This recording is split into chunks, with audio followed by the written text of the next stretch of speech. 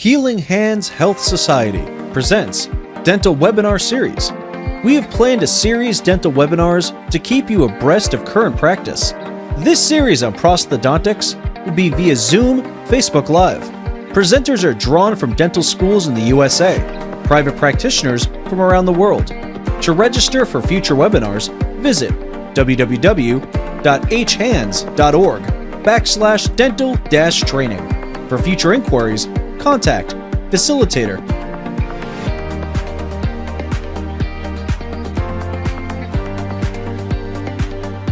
We have my brother and colleague, a very wonderful gentleman, Dr. Brandon Gordon. Dr. Brandon Gordon attended the Morehouse College, a historically Black liberal arts college for men, renowned for his commitment to academic excellence and leadership development. Dr. Gordon graduated from Morehouse in 2002 with a Bachelor of Science in Biology. In the summer of 2002, Dr. Gordon participated in a program at the UCLA School of Medicine where he volunteered in an oral and maxillofacial surgery clinic. The culmination of Dr. Gordon's educational experiences inspired his return to Michigan to attend the University of Michigan School of Dentistry in Ann Arbor.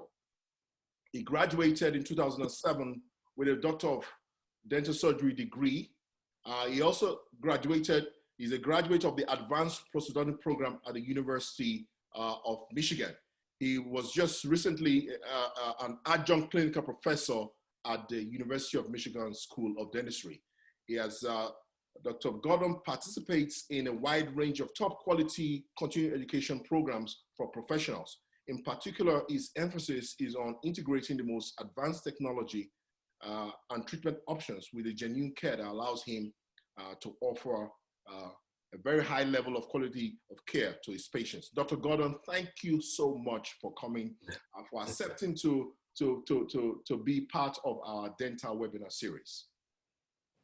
Thank you for having me, Dr. Uvoh. It's an amazing opportunity. So I'm just honored to be a part of this because it's something that's truly remarkable.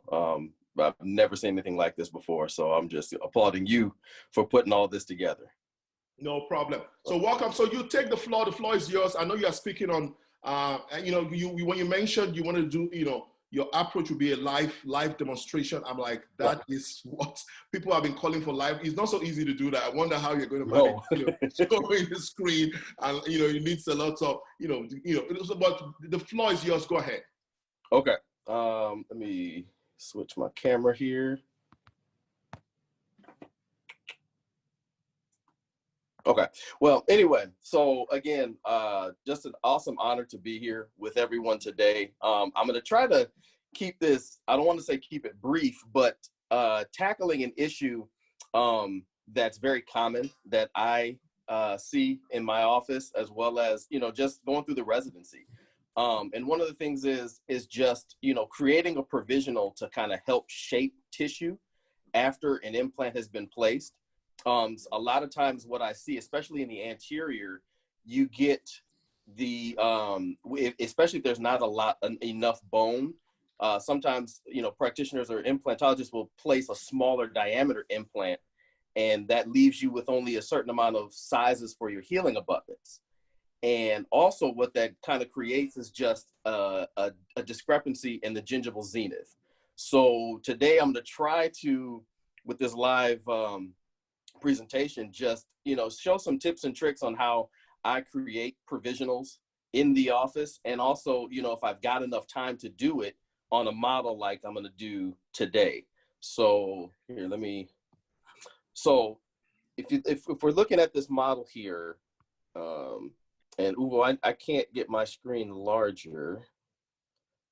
Well, I can see this. You can see, well, okay. So essentially what I'm talking about is once you have and this isn't actually, I use, we're at our office here in Indianapolis, we're using BioHorizon implants, which are, typical implant system, but sometimes, like I said, when it's placed, especially in the right place, you'll see that gingival margin where the healing abutment is way incisal, and you need to get this margin down to kind of match a central incisor or even matching the laterals. So in creating that provisional, you want to shape this tissue in order to make it so that at least the centrals line up so that there's no huge discrepancy when the patient smiles, especially if they've got a high smile line. It's going to be a disaster aesthetically if if those gingival margins don't line up. So some of the first things that we'll go through, I'm going to show you guys a list of products that I use, and by no means am I being supported by any of these companies. These just happen to be products that I ran into and used during my residency, and since I've been practicing since 2007. So I'm not getting any financial compensation for mentioning these companies or anything. So we're going to keep it at that. So the first thing, once you create your model, you do your soft tissue model, and I use what's called GingiFast. And there's two different ones that you can use. There's GingiTech and there's GingiFast.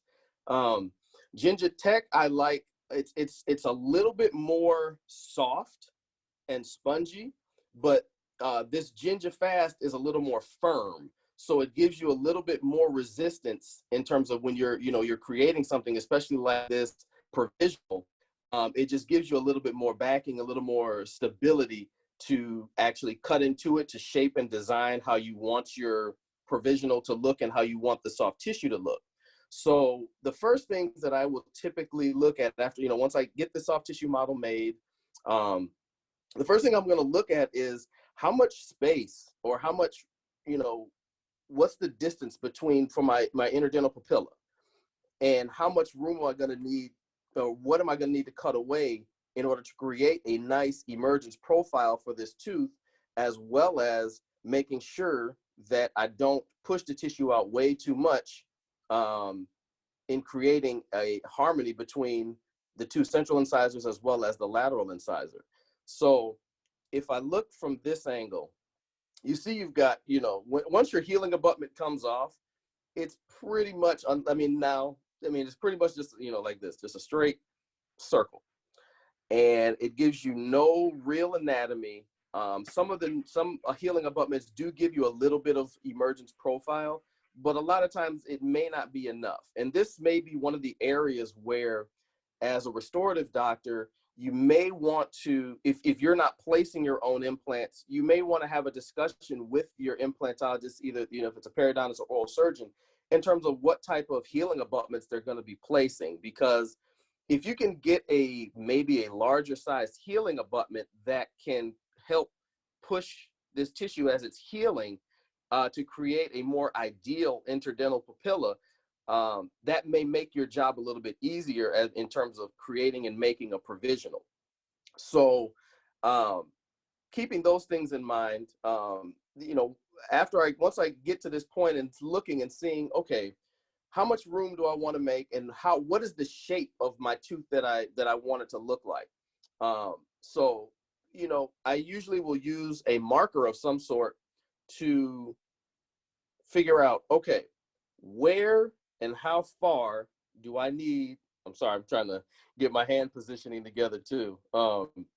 So I've got a considerable distance that we need to bring this, the facial aspect of this gingival margin on the implant to match the other central incisor, tooth number 9.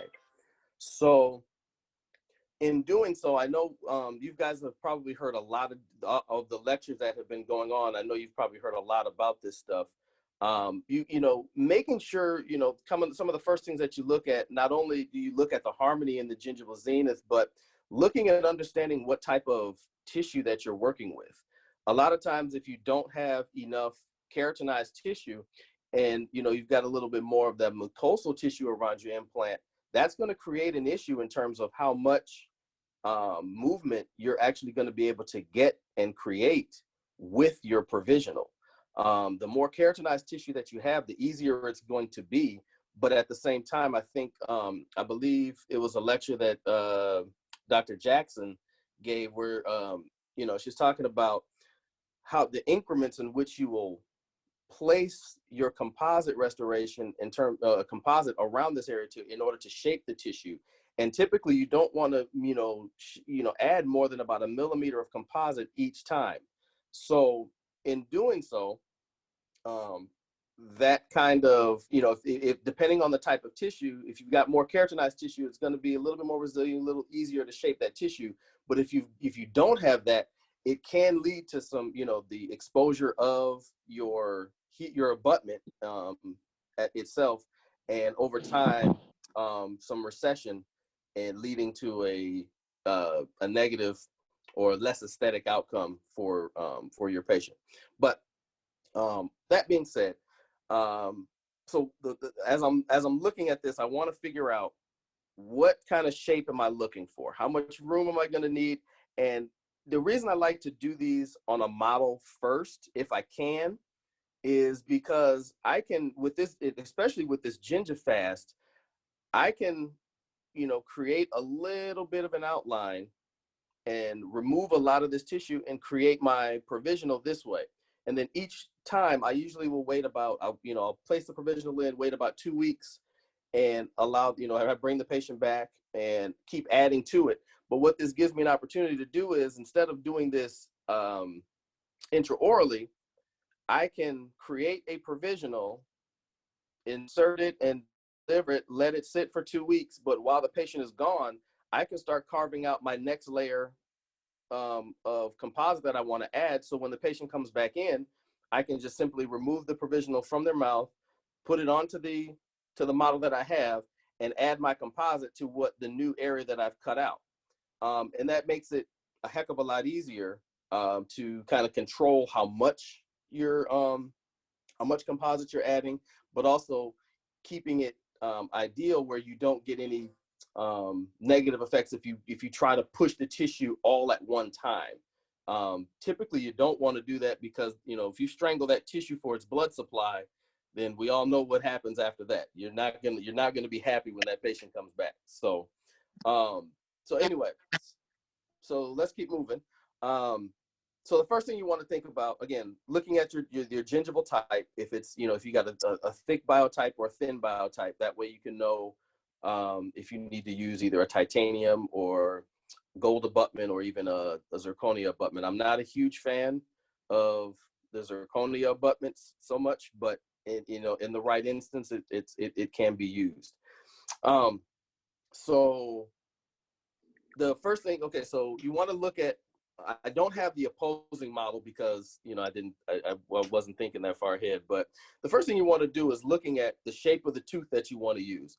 So a lot of times, if, doing this chair or, bench side, I have, some denture teeth, and you can get a tooth, whittle it down to the size and shape that you want, and hopefully that will give you an ideal look for your provisional. Once I do this, I will take some Siltec, or like a modeling clay, or even just take a regular PVS impression and make a tray and pour this up so I can have a full stone model of what my anticipated provisional will look like. And in the stone model, it's good because you can, carve interproximally to kind of create the same ideal shape of your provisional. From this point, I will use a suck down material. I like using the more flexible suck down material, just because, with this, if I want to make it screw retained, I can, I can kind of, cut my holes where I need them to be, and creating that lingual access. So, and also sometimes it makes it a little bit easier. This is a little bit mobile. If somehow you get your impression twisted or something, this gives you a little bit more resilience to correct those issues. So at this point, now that I have all these things made up, my decision is going to figure out what type of abutment I'm going to use. For demonstration purposes today, I'm going to be using one of the peak abutments that BioHorizon makes for these implants. You could also use your traditional titanium abutment. non-engaging, or well, if it's a single tooth, you can use an engaging one. But if if you have multiple teeth and you're doing this type of tissue shaping, you definitely want to use a non-engaging abutment. So where's my screwdriver? Here. So figuring first, what position I want to place this abutment in. Once you get it in place, we'll see that it does give me a nice location, sort of in that lingual fossa, to create a screw retained provisional. So from this point, what I'll do is I won't necessarily screw this in place, but what I'll do is I'll look at in terms of where I ideally want this to go. And I have one of the good things about working with a periodontist is sometimes, they have leftover tools that you can use in your lab. This is I don't know where this came from, but it's a little crescent.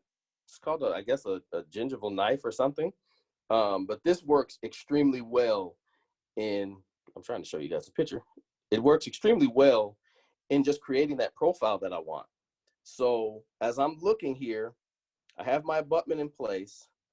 I can take this little instrument. You can also use your number 25 lab blade, or, if you have like a 15 blade, you can use anything to kind of trim this tissue, or even sometimes once I kind of make my initial cuts, I will use, my lab handpiece with just I don't even know what type of burr this is, but I'll use this to kind of smooth things out so that the provisional, once I cure the composite, it will be kind of nice and smooth for the most part.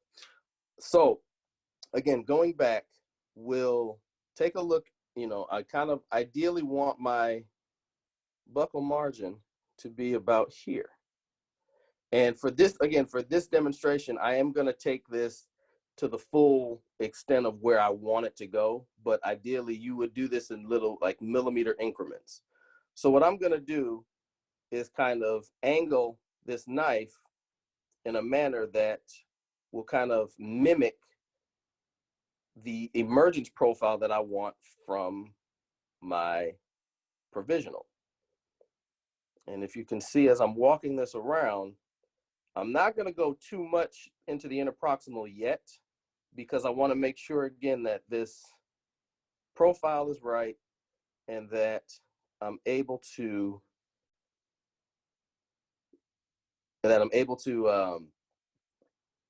keep the gingival zenith kind of right where I want it. So I'll remove this here. And the other thing is, sometimes as I don't screw this in, because you take this in and out a lot. So as you make that initial cut to establish your buccal gingival placement, what I do is I'll come back into and looking inside. I'll look at where my knife is in terms of where the head of the implant is.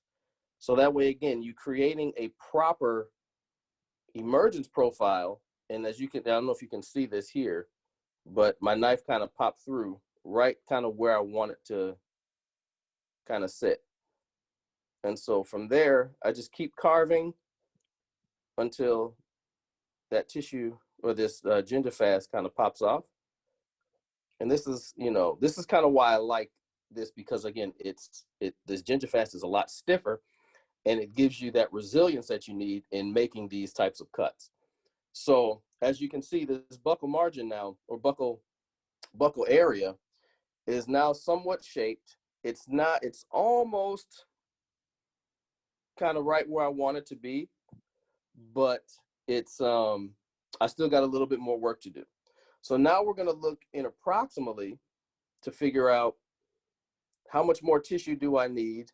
And you can kind of continue with the same angulation that you used from the front here, and just kind of trace your way all the way back until you want to thin that interdental papilla out as much as possible. And as you continue doing so,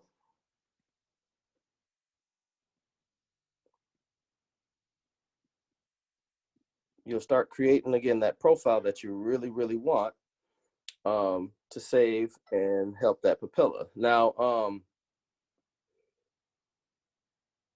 now the hard thing is, you know, if you're doing this chair side, you know, you don't have a lot of, I don't want to say a lot of room, but you don't have as many options, because you know, you put your abutment in, you try to make something as quick as, not as quick as possible, but as nicely as you can.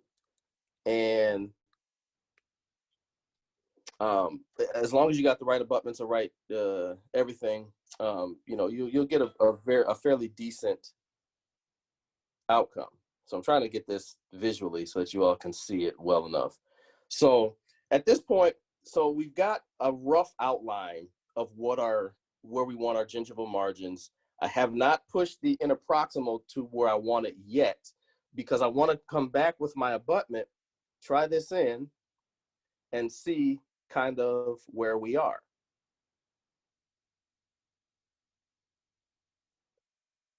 And so now with my abutment in place, I can see here that I've got, and I apologize for all the moving, because I'm trying to look at my screen and my hands at the same time.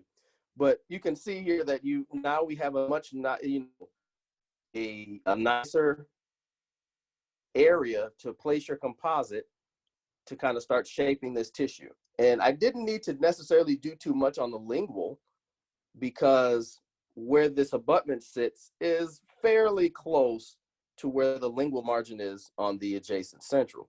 So at this stage, what you want to start doing is start, you know, adding your composite in here if you want to. But before we even get into that point, what I'll do is, again, I'll take this abutment off. I'll grab my lab handpiece and I will smooth this area out, because it makes it a lot easier to deal with,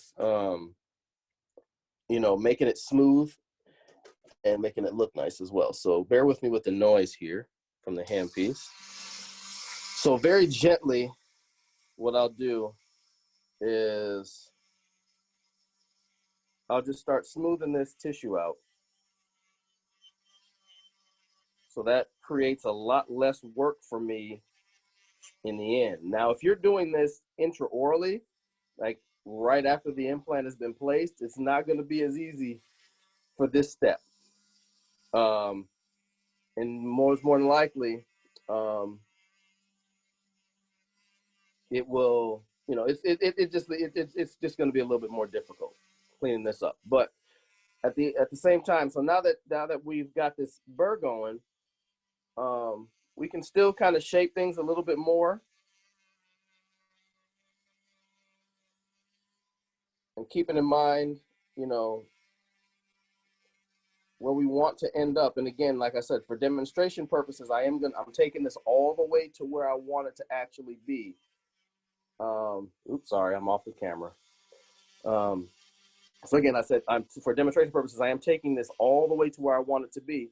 But ideally, this is kind of what you want to end up with. So now that we've used our lab handpiece to clean things out, smooth up the gingifast that's on here, excuse me. Now you can see you've got somewhat of a really good and ideal outline for your provisional. And now you can start getting ready to add and shape this tissue, or adding your composite to shape the tissue.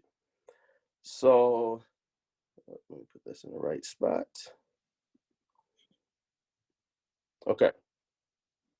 And another awesome thing that you can do too, another trick that I use, sometimes if you're doing an immediate implant, a lot of times, if it's possible, if the tooth itself is well intact, I will use their actual tooth in order to create the provisional, because that tooth already has the right emergence profile. So what I'll do is just drill a hole through the tooth, or, you know, hollow it out as much as possible, identify the abutment that I want to use, whether it be a PEEK abutment like this or one of the titanium abutments. I'd probably prefer to use a titanium abutment for that. But then, you know, luting the two together with some composite, and, you know, kind of moving on from there. But, and again, you know, it's easier to add your composite to that, to a natural tooth as well. And then, you know, it's going to hold with your various bonding techniques. So at this stage, we've got what we're, you know, I can see where the gingiva, where I've pushed the gingival margins to, and I'm somewhat happy with this. And this could very well be your first stage for shaping the tissue. At this point, I'm gonna add some composite here.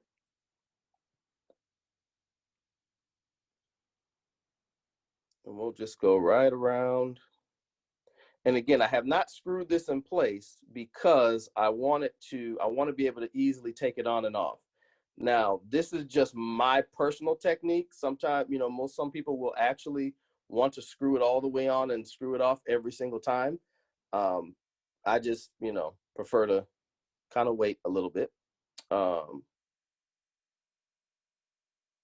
And definitely this gingival portion, if you can do in composite, that's the best thing to do, in my opinion. I like using the composite as opposed to anything else, again, because it's easier to bond to and it'll bond to itself.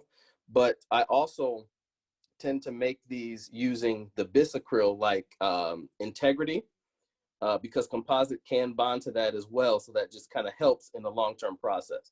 So let me, I'm gonna grab my curing light here and we're gonna cure this composite.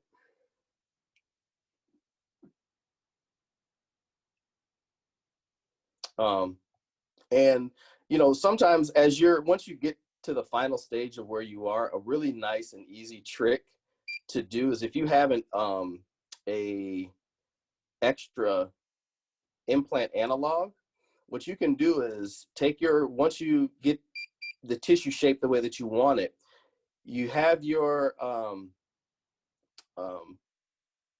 you take your provisional off, attach your extra abutment, or not abutment, but implant analog.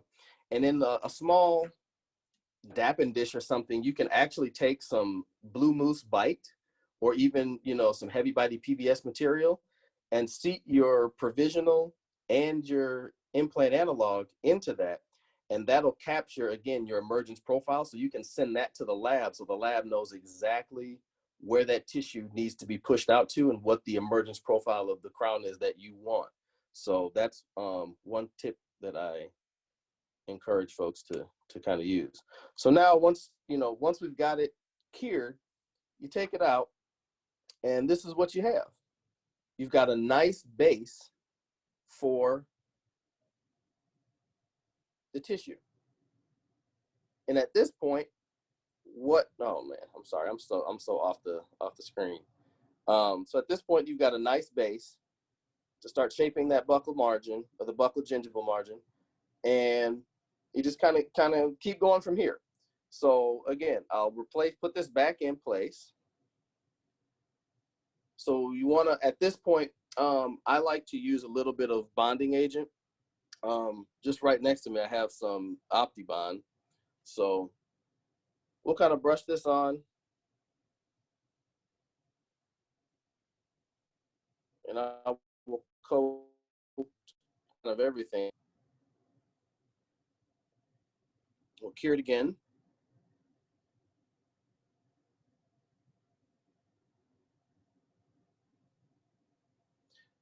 And again, just, you know, doing this hands-on video was just a, you know, kind of an introduction of something. Hopefully we'll be able to do something a little bit more in depth, maybe going through some implant drill sequencing at some point. But I wanted to do something that's kind of, you know, it may seem a little trivial for some people, but, you know, when you're restoring these to get the best outcome, a lot of times you have to go through these extra steps that you really, you know, kind of don't want to do. But at the end of the day, I think it is very beneficial. And, you know, at the end of the day, your patients will, even though they're going to, you know, it's going to take a little bit longer, they'll appreciate it a heck of a lot more. All right. So at this point, now that I've got a good base where we are, I want to take my shell, my template, and seat it right on top to kind of see where's my access hole going to come out. And we see the position of this implant is decent. It's really nice, but it is going to come out on, looks like right at the incisal edge, if you can see that. A little bit lingual to it, but not horrible. And again, sometimes I like to use the integrity to make these, because if you have a screw hole access that's right there on the incisal edge, and you kind of want to hide that, using composites, it's not going to match well. But if you use integrity, and this is just my opinion and one of my techniques, I'm not saying for everybody to do this, but I will usually place a little Teflon tape in that access hole and just fill that access hole up with my integrity so that the shade matches.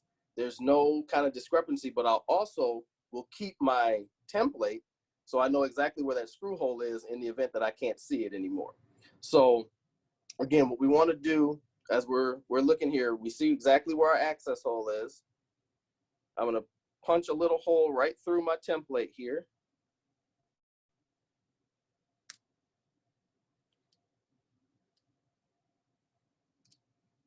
And from there, I'm going to switch burrs on my handpiece, my lab handpiece.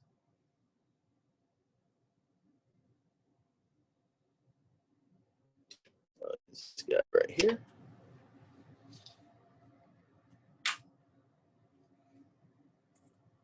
And the only thing I'm doing this for is because I typically will like to use like a Q-tip, the end of a Q-tip or something to place into the access hole as I prepare to make my provisional. So we'll come back through with this, create a little hole. And it doesn't have to be perfect, just enough to get something through there.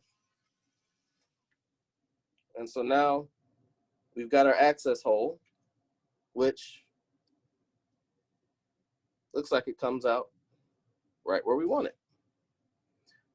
So yeah, in some certain times I will stuff something, a Q-tip or something like this right down in the middle so I can maintain this access hole while creating the provisional. So at this point, what I'll do, we've got our bonding on. I'll use our bisacryl, and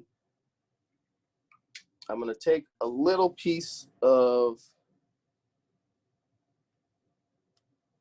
gauze here, and I will place it into the access hole of the abutment here.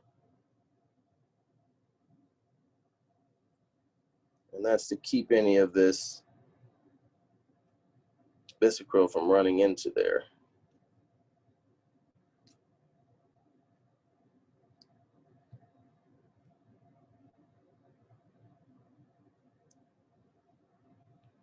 And hopefully this is not boring or, boring for anyone, but hold on one second. I gotta grab a different instrument.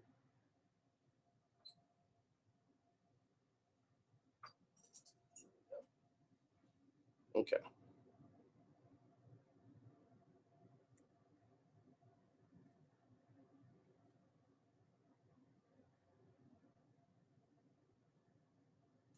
All right, so now that we've got this little protective hole in here so that none of the bisacryl or if you decide to use traditional acrylic or just full composite the whole way, you don't want anything to get down and clog up the access hole and prevent you from being able to screw this back in place. So, and sometimes, I keep jumping around here because I have several different techniques that I'll use. When I make this, sometimes I'll just, since I know exactly where my access hole is and I've got something covering it up, I'll just leave it just like that. And just after the integrity or composite or whatever cures, I'll just drill another hole right down into where the screw access is. So I think that's probably the easier way to do this today. So, all right, so next thing, what I want to do is just place a little bit of Vaseline on these adjacent teeth so that we can help get this bisacryl out once it cures. So we'll throw this on.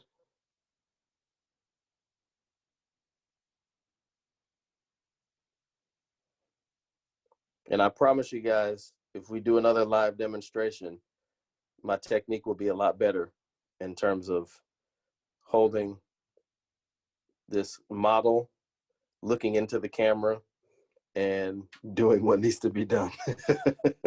All right, so at this stage, we're gonna fill up our stent here.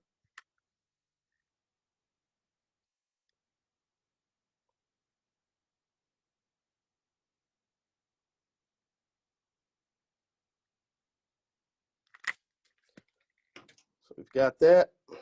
We'll seat this right back in place.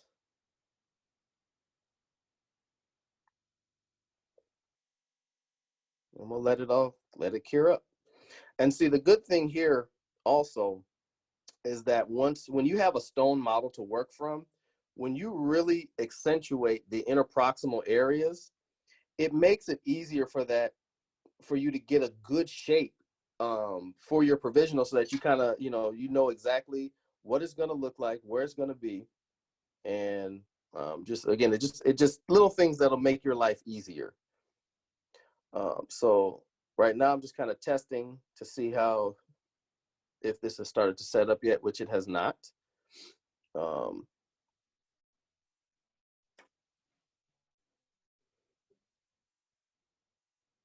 And then again, I like using the Bisacryl because again, it sets up relatively quickly, especially intraorally. I know there are, some discrepancies in strength and longevity, but for situations like this, I think it just makes it easier. I mean, if you know what products work best in your hands, use those products. If you work very well with acrylic and you can add, doing the salt and pepper technique to add little increments to shape the tissue, that's perfectly fine.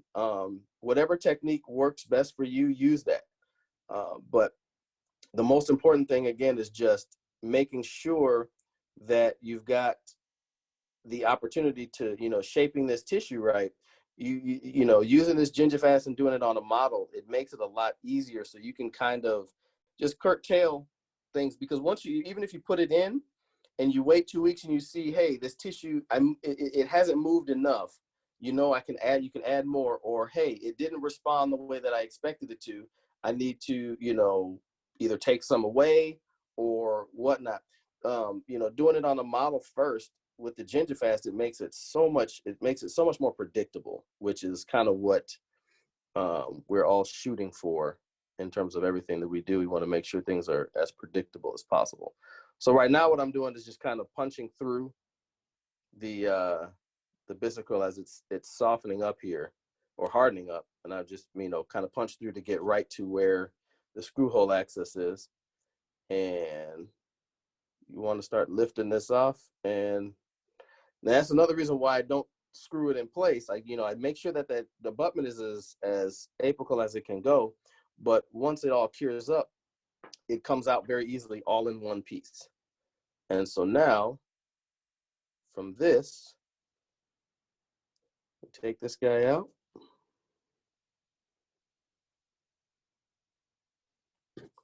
I'll seat it back here. And we see. Now, the only thing we got to do now is just kind of clean up these interproximal areas and recreate the access. And voila, you've got your provisional.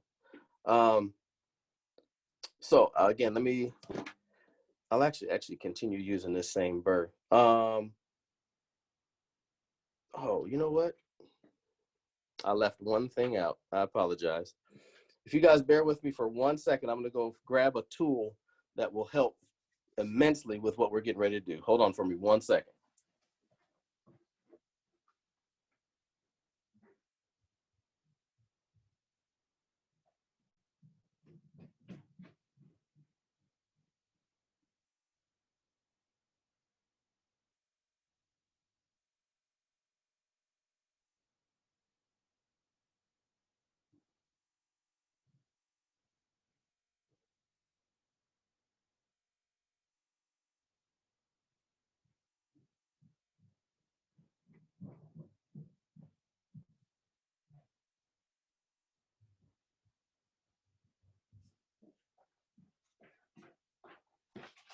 All right.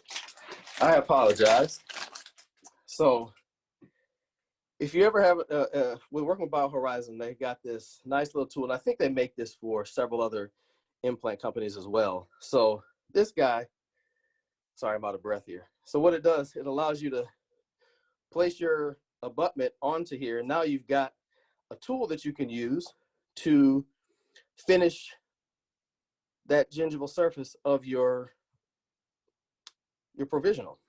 And it makes it a lot easier to hold on to it and, again, just continue shaping as you need to. So, all right, so let's do this.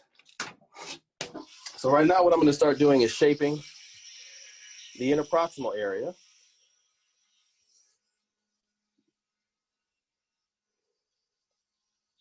And again, doing this chair side, again, this is why I like using the Integrity or Bisacryl, because this stuff shapes really easily and very quickly. Sorry, I'm way out of focus here again, guys.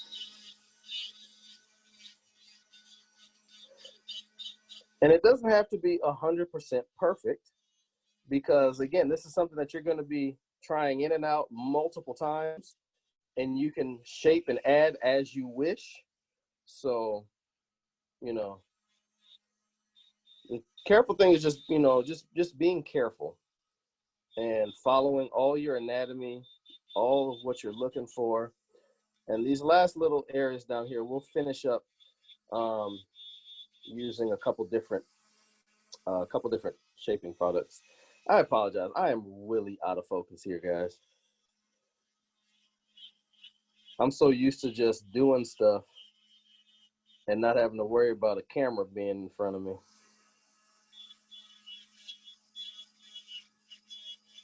And so now I've got my rough outline.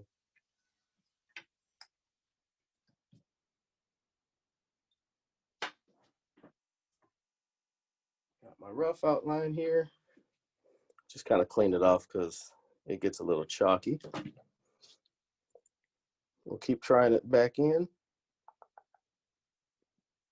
And this is the hard part. Once everything sets up, sometimes it doesn't want to fit back on there. So we'll keep trimming here. And actually, what I'll use is this. I'm going to switch to one of these kind of abrasive pads here. And this kind of helps shape and move things a lot. It'll shape and smooth at the same time, so it makes it a heck of a lot easier and nicer.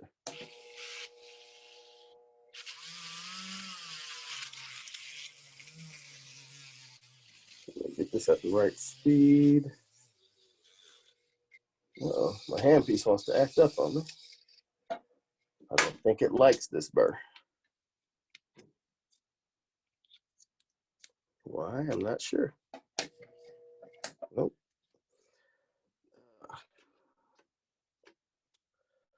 No fear, we'll switch to a different burr.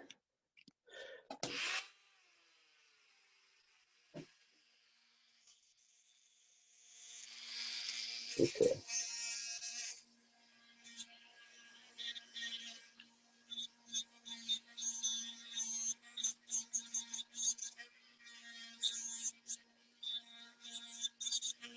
And this is kind of where your artistic eye comes into play. Being able to see these different lines and whatnot just makes your life so much easier.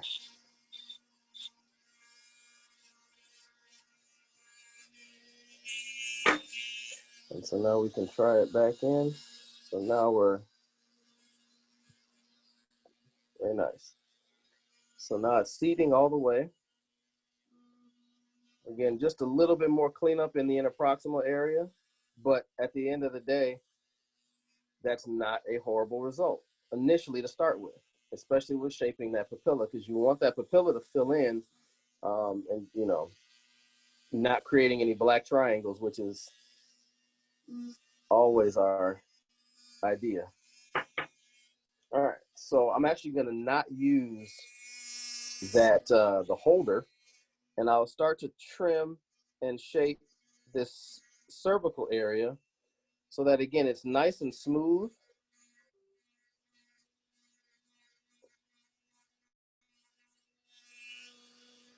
And what I like to do when I get down to this portion, let me turn this off so you guys can see kind of what I'm talking about. Sometimes these larger burrs, these larger acrylic burrs, right at the tip, they have a really nice profile that will kind of match up with kind of what you want your emergence profile to be. So as I'm kind of holding it up against the tooth, it kind of fits just kind of perfectly with how I want to shape this cervical portion of my provisional. So I'll turn the speed down just a little bit. And usually I will do this with loops on, but since today I don't have my loops. So I'm just kind of slowly hitting this area to kind of blend from the abutment, from the head of the abutment to the crown itself. And even here on the lingual, we'll do the same thing, kind of getting rid of this ledge. You don't want any ledges or anything there, because that just creates areas for bacteria to hang out. And then once you take this off, your tissue will be very upset and angry. That's what I like to call it when my tissue bleeds on me. It's upset and angry with what I did. So, all right. And from this point, we'll kind of leave it as is. Clean it off again. Try it back in the model. And now we've got a pretty nice result. Now, if we want to take this the extra mile, from this point, what I'll do again is there's some cotton that's in the center here, so we can actually I'll leave that in for right now, because what I want to do again is switch burrs, this time to a burr that works. And we'll open up this access hole on the lingual so that we can, screw this down in place, check out our profile, make sure we can do what we need to do. And so now, oops, access hole's created. Looks pretty good. And now we'll try again. Try it back in. And now if you look at this, you can see some of the lingual contours are a little bit off. So it's a little thicker than what you'd ideally want. So it's very easy and simple to kind of adjust those back, kind of creating a little bit more cingulum. And again, I'll switch back to this larger acrylic burr that I was using to shape the cervical portion. And we'll kind of shape our lingual. Dr. Gordon, I mean, this is is as practical as it gets. Yeah, this is really cool stuff. I mean, this is something that, if you ever most of us are going to restore implants. In front, you want to learn how to do that. This video is going to be available on YouTube after now, and so that you can go back, and it is. I like the way you have described it. I know from the steps of making the templates, the suck down. I mean, folks, this is a really, really good resource for you. Does anybody have any questions? If you have any questions, you can type it in. If you have any questions, you can type it in so that because we have Dr. Gordon's going to round up in a couple minutes so that we don't miss out your questions. I know I could have told you this from the beginning so that you would have been addressing your questions as he's demonstrated, but go ahead. Absolutely. So again, and when you're shaping a lingual, I'm not going to fully, get it all the way done, but at this, the abutment, it's a peak abutment, so you can, adjust it as you need to for your access. And it's a little more difficult if you have a titanium abutment to do this. I see.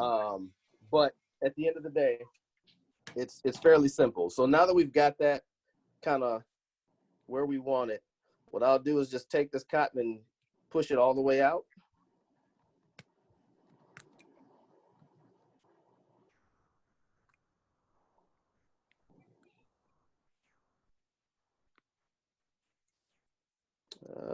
And of course, it always is easier when you're not demonstrating it live. All right. So we got that popped out. And we'll, again, try it back in, see how it looks. And then I say, yeah, so it's got a nice shape, nice profile. The other thing that I would say, I'll show you what it is. So once you get your provisional made exactly how you want it, you're fairly happy with it. The tissue, you know, when you insert it, what you want to see, you'll see the tissue blanch, but after about 5 minutes or so, that tissue should start to regain its color. If the tissue, after 5, even 10 minutes, if the tissue does not regain its color, that means you have added way too much and you need to take away. And the very important thing is, you know, you don't ever want your patient to leave your practice, or, you know, if you're doing this, you don't want your patient to leave with that tissue blanched. Because if it stays blanched, it's starving for, you know, blood supply, and you're not going to get the results that you want. So again, once you get everything made, you adjust your occlusion. The last thing I like to do is I'll add some Palaceal,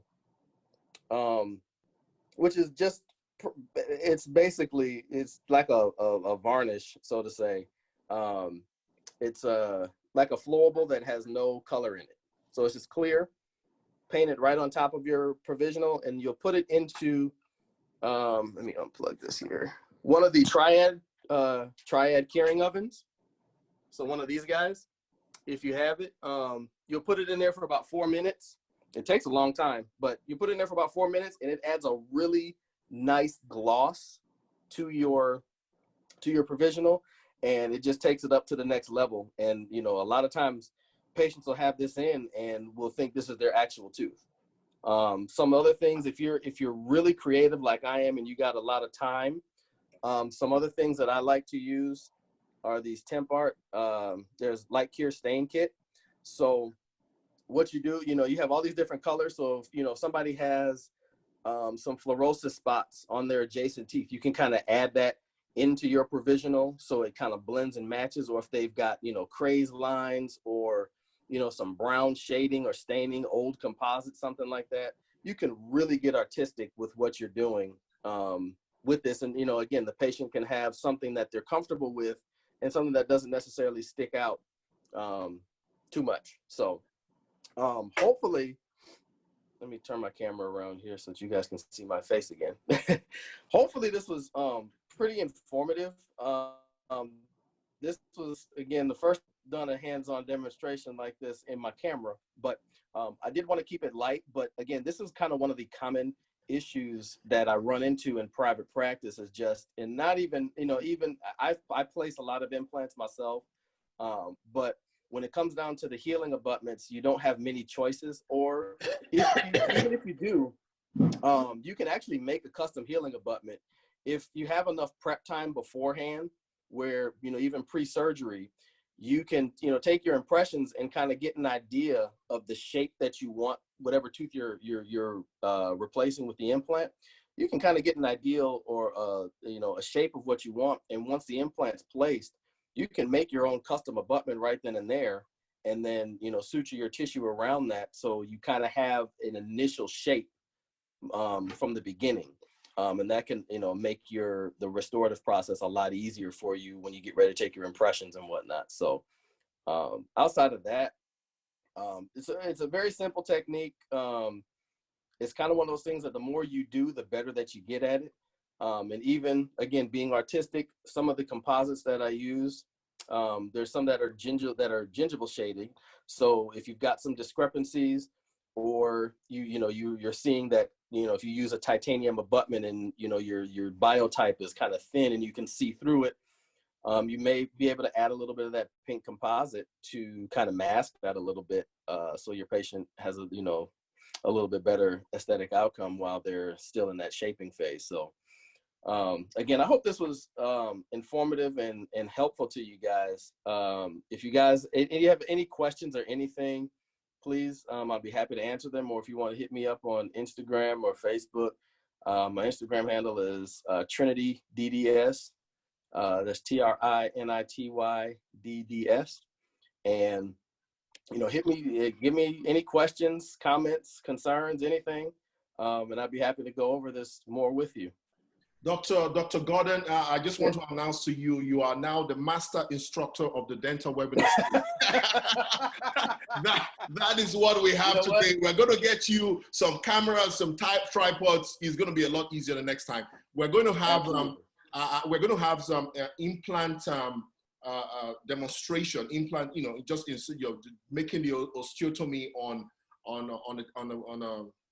the wound model, on the model on pig jaws. We're going to have that demonstration the next time we come. Hopefully, we can get everything set up in the next couple of weeks. Thank you so much. Healing Hands Health Society presents Dental Webinar Series. We have planned a series dental webinars to keep you abreast of current practice. This series on prosthodontics will be via Zoom, Facebook Live. Presenters are drawn from dental schools in the USA, private practitioners from around the world. To register for future webinars, visit www.hhands.org/dental-training. For future inquiries, contact Facilitator